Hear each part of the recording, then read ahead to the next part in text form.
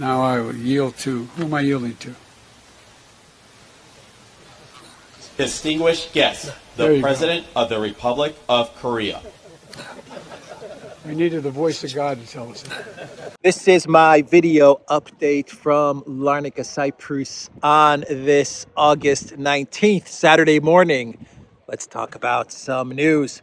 And let's start things off with the Camp David summit with the United States, South Korea, and Japan, with Joe Biden taking center stage at this trilateral summit in Camp David. Or should we call him Robert Peters?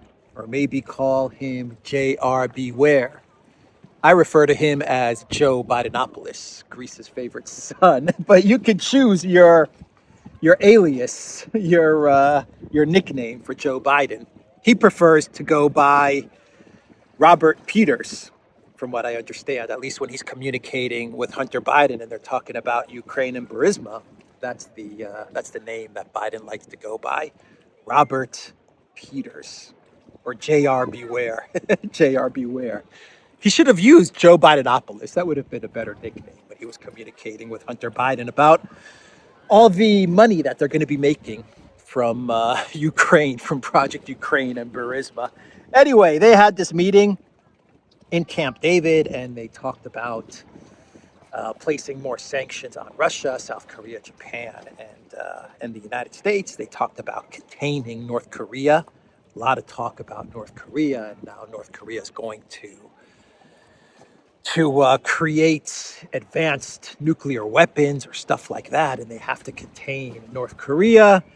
And they talked about more coordination between the three countries and more trade and business between the three countries. And Joe Biden said that this meeting was a breakthrough in relations. He said it's a new era in relations between the three countries that took part in this trilateral summit. But I think this summit was about Asia expansion into NATO, and a lot of people believe that this summit was really about Asia expansion into NATO. Remember, Putin talked about this last week during the Moscow Security Conference. He talked about how NATO will be looking to expand into Asia.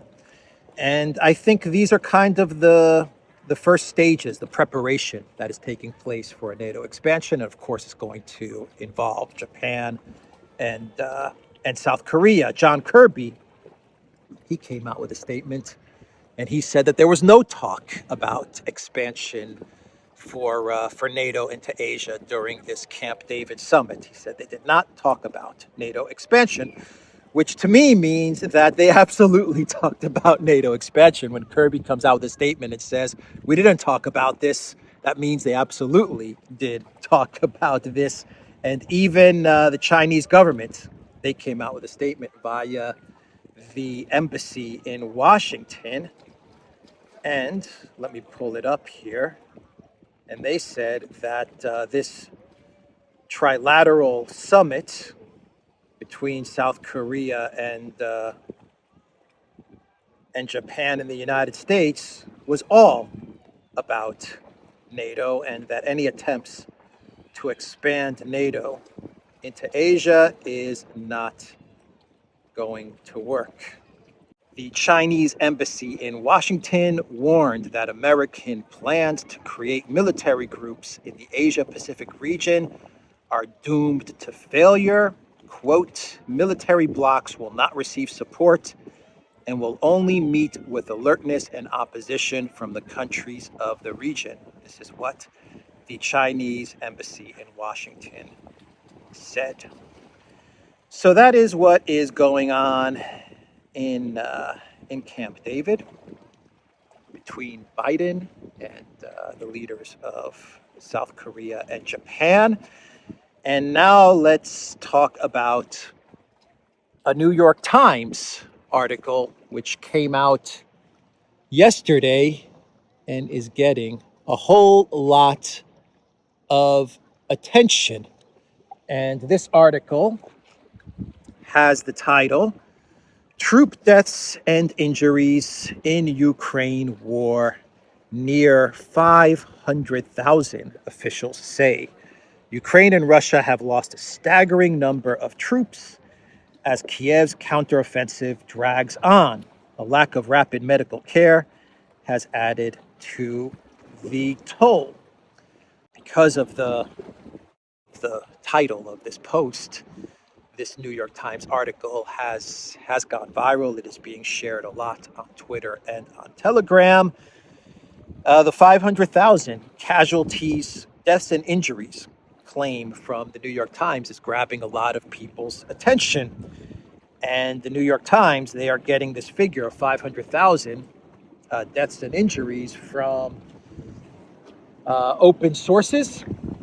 They're getting a lot of it from anonymous U.S. officials and from Ukrainian officials. So that is how the New York Times is coming out with this 500,000 casualty number. Let me read you some of what the New York Times is saying in this article. Russia's military casualties, officials said, are approaching 300,000. The number includes as many as 120,000 deaths and 170,000 to 180,000 injured troops. The Russian numbers dwarf Ukrainian figures, which officials put at close to 70,000 killed and 100,000 and 120,000 wounded. But Russians outnumber Ukrainians on the battlefield almost 3-1, and Russia has a larger population from which to replenish its ranks. Ukraine has around 500,000 troops, including active duty reserve and paramilitary troops, according to analysts. By contrast, Russia has almost triple that number, with 1,330,000 active duty reserve and paramilitary troops, most of the latter from the Wagner Group.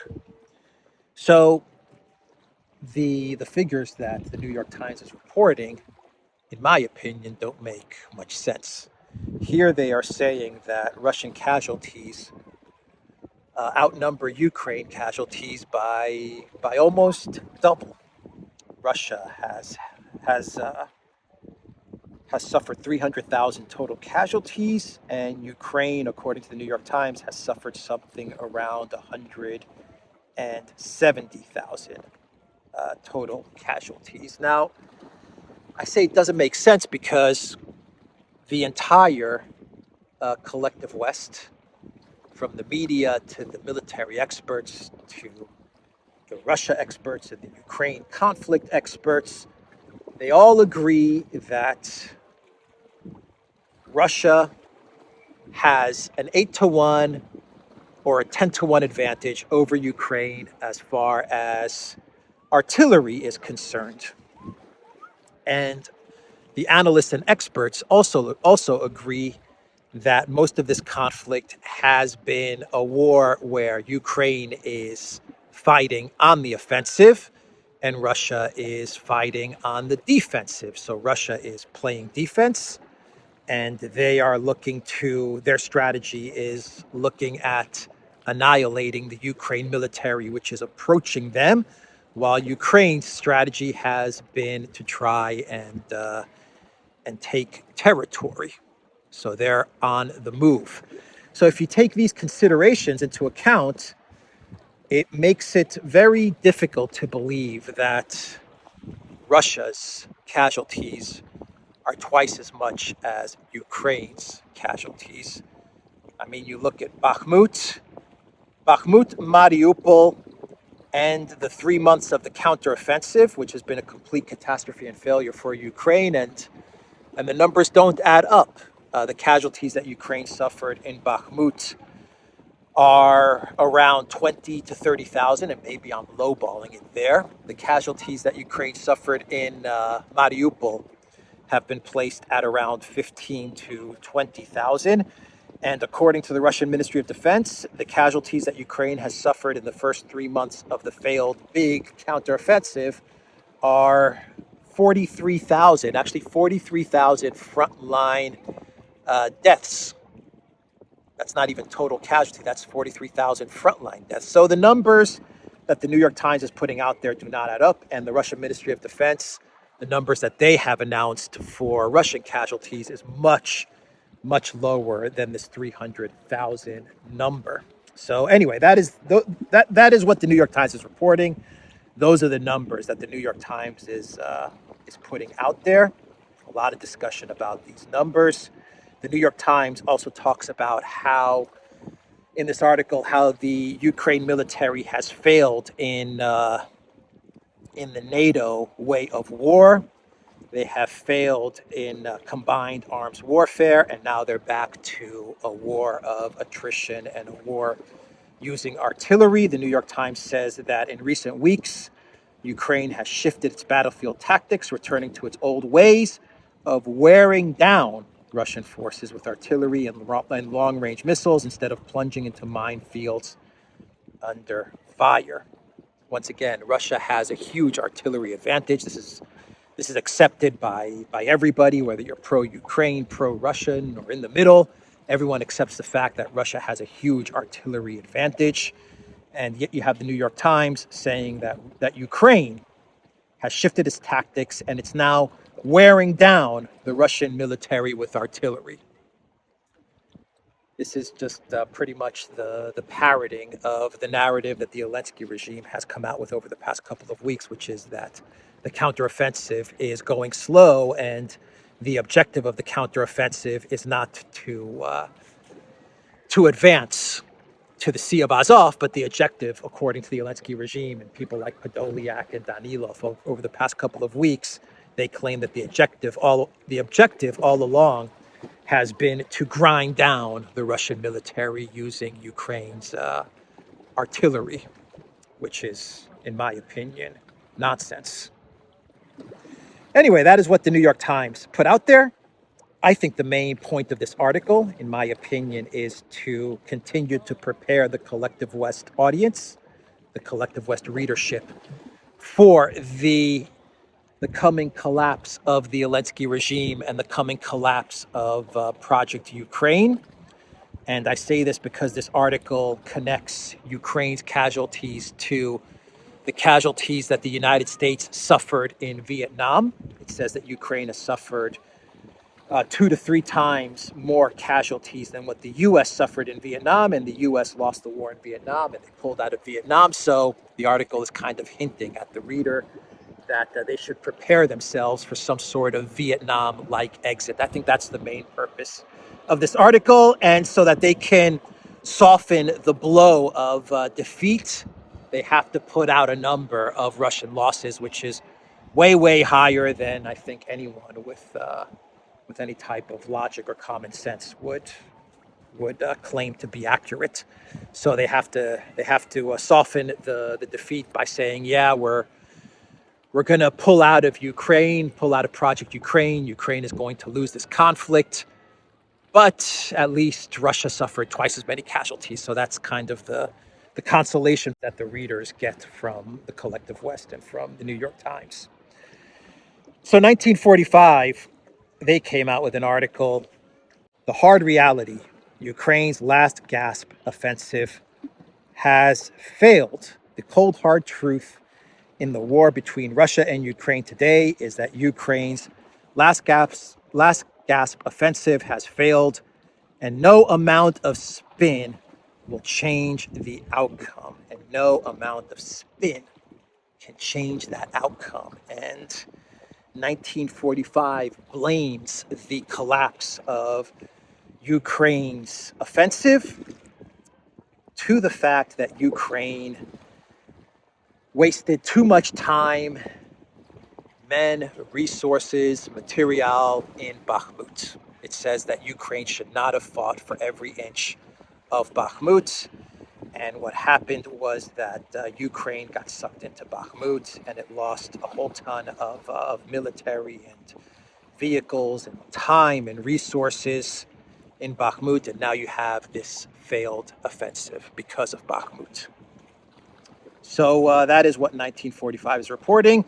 And that was, the strategy behind Bakhmut. To be fair, that was Surovikin's strategy. It was to create the conditions where Ukraine would would be sucked into Bakhmut and would be tempted or forced into sending men into Bakhmut to try and hold the city of Bakhmut, and the Russians would just annihilate the Ukraine military that would be entering Bakhmut. That was Surovikin's plan, and it worked perfectly. Surovikin actually called the strategy in Bakhmut the meat grinder. That was the unofficial, or maybe even the official name that Surovikin gave to the strategy in Bakhmut, and it worked.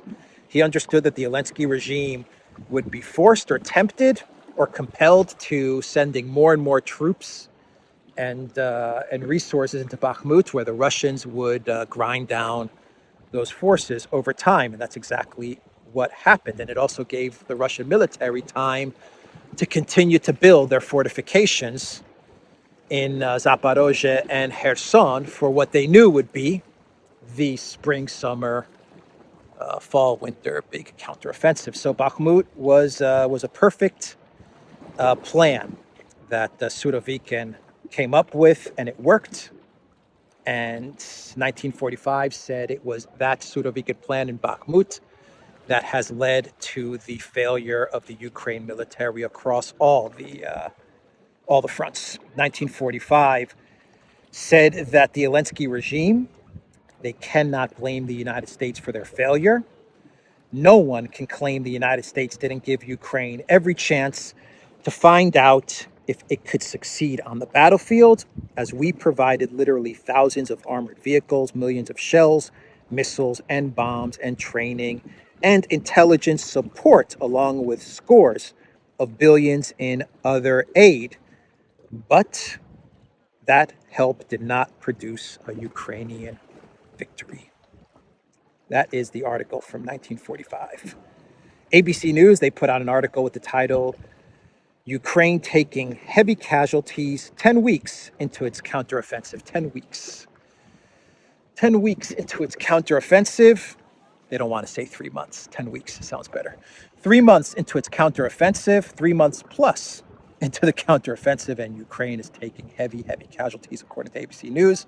And in this article, ABC News, they interview U.S. mercenaries fighting in Ukraine who tell ABC News that the casualties that the Ukraine military is suffering is catastrophic. It's horrendous. This is what the U.S. mercenaries told ABC News in this article. And the mercenaries also said that they are fighting a very capable and very professional Russian military. So that is the article from ABC News as well.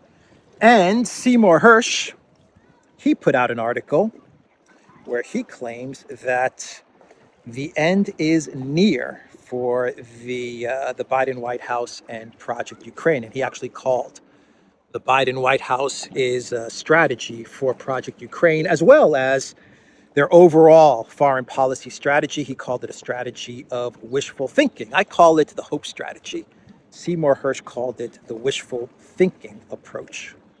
The wishful approach. That is a quote from Seymour Hersh. And in this article, he talks about how Sullivan's peace summit in Saudi Arabia with Saudi Arabia and Ukraine that took place in Jeddah a couple of weeks ago, that was meant to be a victory summit.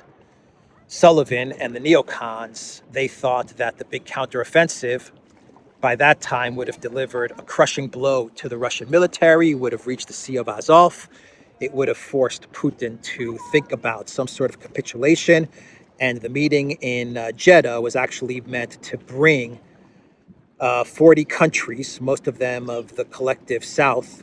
It was meant to bring them to Saudi Arabia so that they could agree with Sullivan that Russia had lost, and all these countries could work together and agree that Russia now had to surrender, and they would form the surrender treaty.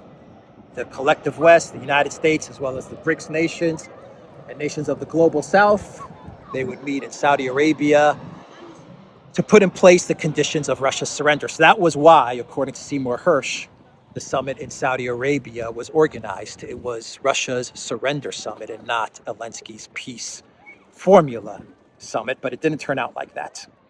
And it was more of a wishful thinking approach to foreign policy, according to Seymour Hersh. And Seymour Hersh also talks about how Victoria Nuland is also failing in her foreign policy objectives.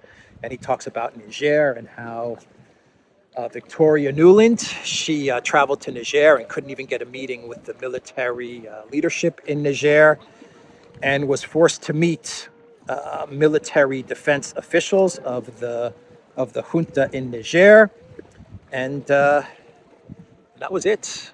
She had to threaten Niger with certain actions if they didn't step down and put in place the deposed government. But that's all she could get out of Niger, and it was basically just a big embarrassment for Victoria Nuland. So that was Seymour Hersh's article, and we have an interview from the Russian Foreign Minister, Sergei Lavrov. And he said in this interview that Ukraine faces a grim future. There's that word again, grim. This is the word that the Washington Post used yesterday in their article, where they talked about how the counteroffensive has been one big failure for Ukraine. They said the counteroffensive results, I'm just putting my water bottle in my backpack. They said that the counteroffensive results have been grim for Ukraine. And now you have Lavrov in this interview saying that Ukraine's future is grim. He said that Ukraine is obviously losing on the battlefield. The counteroffensive is a bust.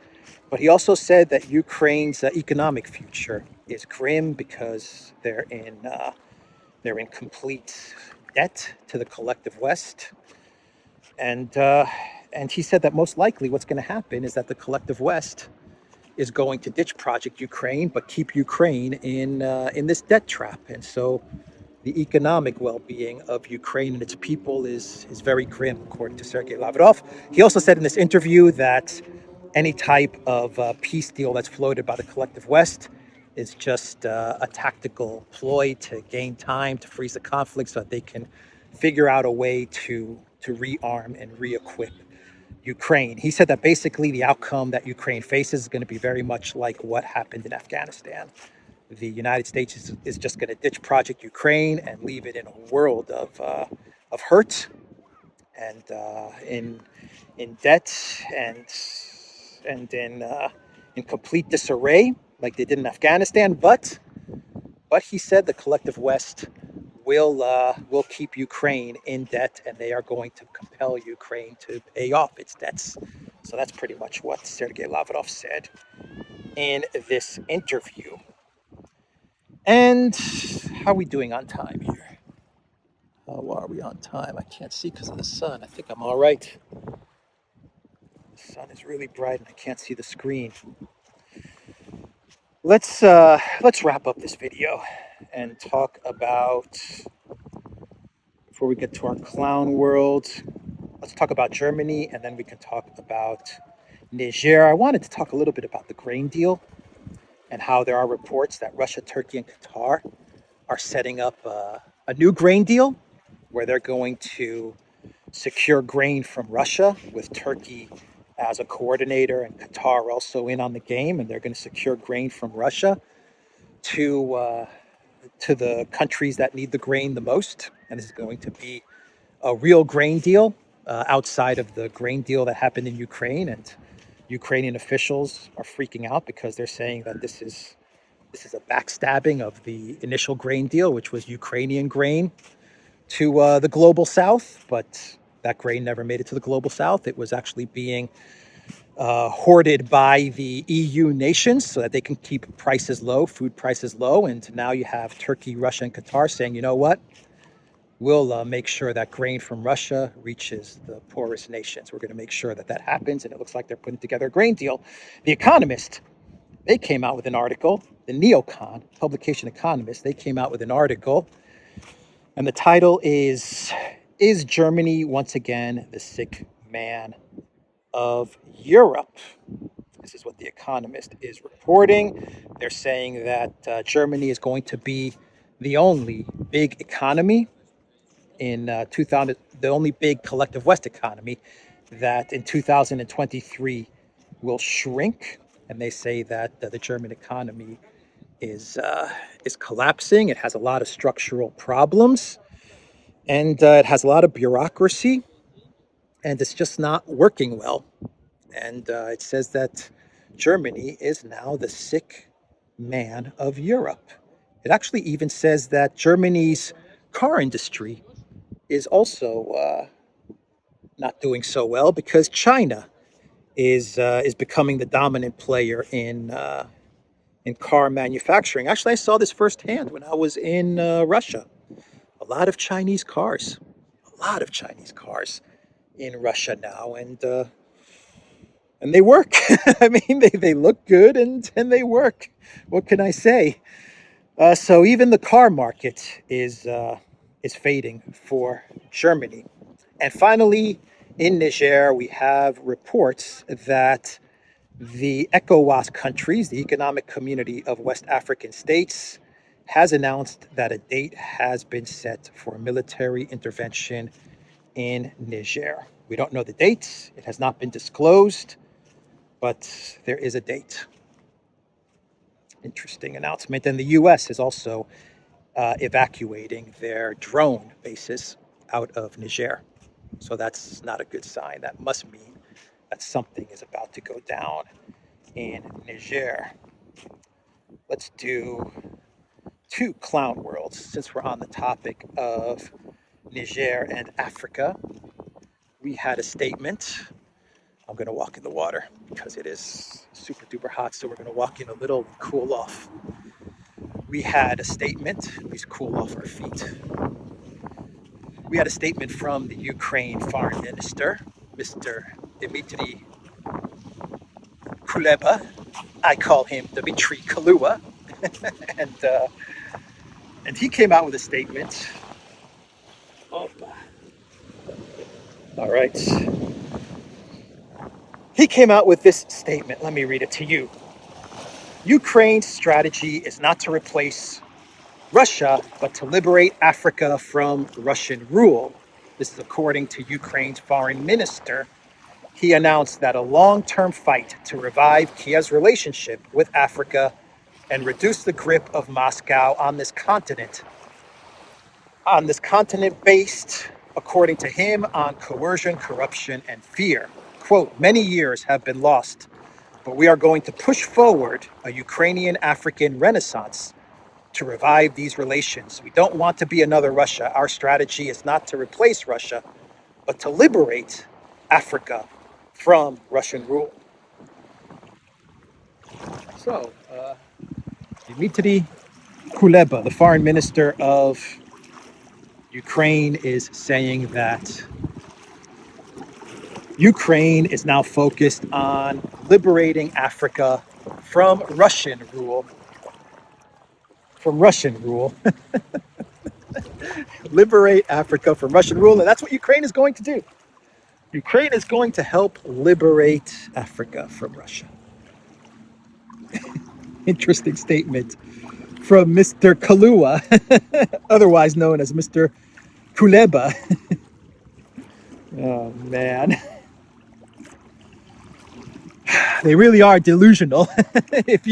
If you had doubts that the Ukraine leadership was delusional and was not all together up in the brain, well, this is proof that the Ukraine leadership is pretty much in space land. Yeah. So anyway, all the viewers that live in Africa, don't worry. Ukraine is soon going to come to your rescue to save you from the evil Russians. Just hold tight and be patient. Ukraine is on the way. Zelensky is on the way to save you from Russia. And finally, I'm going to be very careful pulling out my phone here. Finally, we have this tweet from David Sachs. Some neocons are seeking to rebrand by calling themselves realists. This is understandable given the disrepute neocons brought on themselves with Iraq, Afghanistan, Syria, Libya, and now Ukraine. But actual realists opposed all of these debacles. Yeah, they're going to call themselves realists. Neocons, talking about delusional. Neocons are delusional.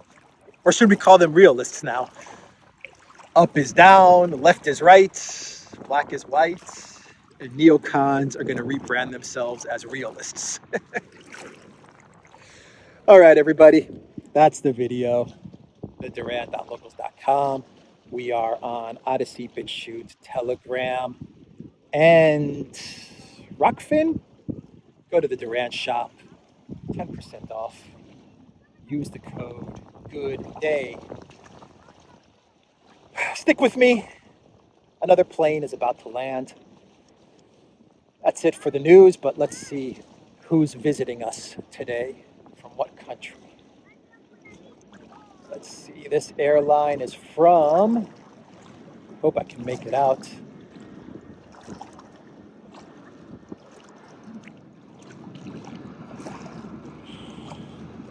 Barely make it out. I think it's Austrian Air, I think.